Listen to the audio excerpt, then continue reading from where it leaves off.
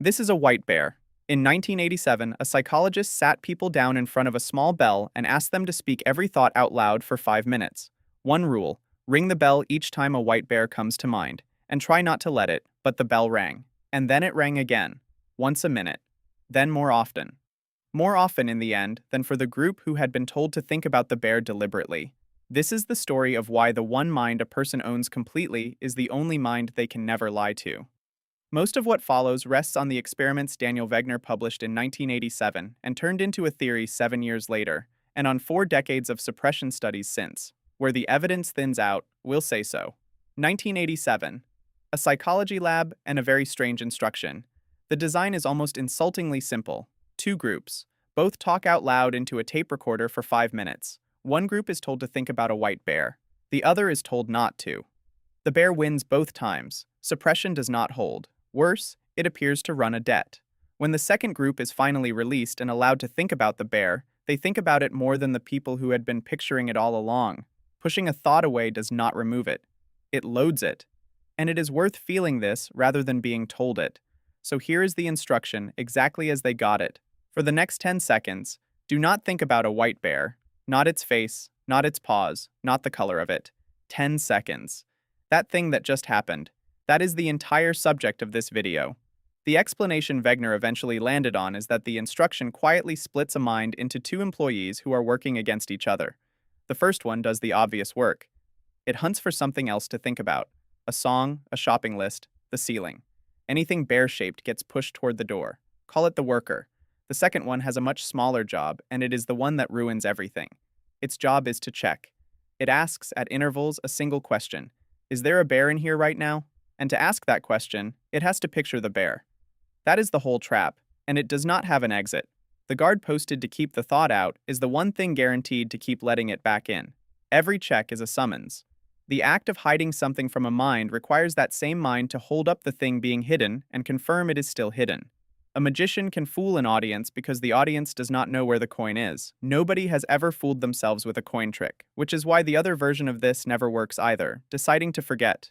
To be sure a memory has gone, something has to go and look for it. And looking for it is the same motion as remembering it. Every check that confirms the thing is buried is also the thing being dug up. People describe this as trying to get over someone and finding that the checking is the not getting over. There is a harder-edged version of this finding, and it is the part that feels unfair. Studies using EEG suggest that a suppressed word does not go quiet at all. Underneath awareness, it appears to become more active than it was before, buzzing away below the surface while the conscious mind reports honestly that it has moved on. That evidence is narrower than the headline version of it. It comes from word tasks in laboratories, not from grief or shame or a secret held for 30 years. But the direction is consistent, and it lines up with everything the bear already showed. A thought can be buried, it cannot be deleted, and the burying is loud. So the answer to why self-deception fails is not really about willpower at all. It is a staffing problem. Every con needs two people, someone who knows and someone who doesn't. Self-deception has to run both roles out of the same head, and the one who knows never leaves the building, never sleeps, and cannot be lied to, because it is the thing doing the lying. There is a witness inside every person that was present for all of it. It saw what actually happened. It knows what is actually wanted, what is actually wrong, and what is actually feared. It watched every performance from backstage, and it has never once been fooled by any of them, which means the exhaustion is not imaginary. Maintaining a lie about yourself is a job with a second shift. Someone has to stand there, indefinitely, holding the truth just out of frame. That is what living a lie actually costs. Not guilt. Labor. Except there is one exception, and it is a genuinely strange one. The mind cannot be fooled. The body sometimes can. Hand someone an inert pill, tell them it is powerful medicine, and a measurable number of them improve. Pain drops. That is the placebo effect, and it has been documented for decades. Now, the part that should not work. In a series of trials beginning around 2010, patients were handed a bottle and told the plain truth. These are placebo pills, made of nothing, with no active medicine in them at all. Take them anyway. Their symptoms improved. Not because anyone was deceived, the deception had been explicitly removed. The knower was fully briefed, fully unfooled, and the body responded regardless. So the witness cannot be tricked. But the machinery underneath the witness does not appear to be listening for the truth. It is listening for ritual, which leaves the bear still standing in the room 40 years later. It was never actually the problem. The instruction was, Everything in this story follows from one small structural fact. A mind cannot check whether it is hiding something without producing the thing it is hiding. There is no version of that loop where the hiding wins. There is only a version where somebody gets tired. The people in that lab in 1987 were not weak. They were given an instruction that cannot be carried out, and then measured on how badly they failed at it.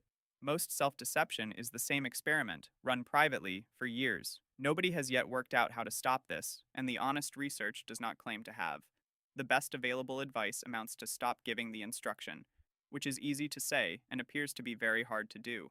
What is certain is that the witness is not going anywhere. It was there for all of it. It is there now. Maybe that is the most honest relationship a person will ever have, the one where lying is structurally impossible. Or maybe it is just a bear nobody asked for, sitting in the middle of the room, waiting to be looked at.